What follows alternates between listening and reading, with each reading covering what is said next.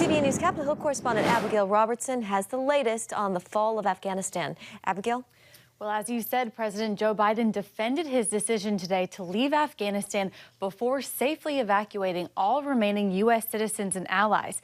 The president claimed the mission was a success and said it was time to bring the war to a close. For those remaining Americans, there is no deadline. We remain committed to get them out if they want to come out.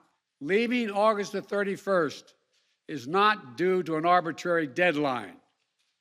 It was designed to save American lives, and I was not extending a forever exit.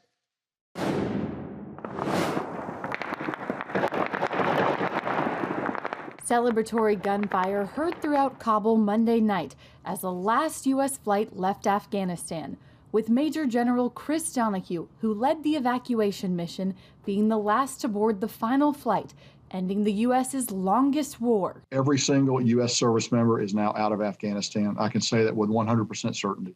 120,000 people evacuated in 17 days, but as many as 200 U.S. citizens remain in the country, now under Taliban control. Many are dual citizen Americans with deep roots and extended families in Afghanistan who've resided there for many years. For many, it's a painful choice. The U.S. State Department sees diplomacy as the main hope for getting U.S. citizens and allies left behind out of the country, while many Republicans are criticizing President Biden for not keeping this promise made 2 weeks ago. If there's American citizens left, we're going to stay till we get them all out. Also left behind, military weaponry. Members of the Taliban seen here inspecting helicopters and warplanes deemed inoperable by the Pentagon. Former U.S. Senator Jim DeMint tells CBN News we've left Afghanistan as bad off as when we got there 20 years ago. For us to exit in humiliation is just so hard for me to swallow. DeMint argues what's happening now is not a surprise to our intelligence communities. We knew, especially in Afghanistan, that as soon as the Afghan army knew that Americans would not be there to back them up and pay their salary, that they would disintegrate overnight. It wouldn't happen over months.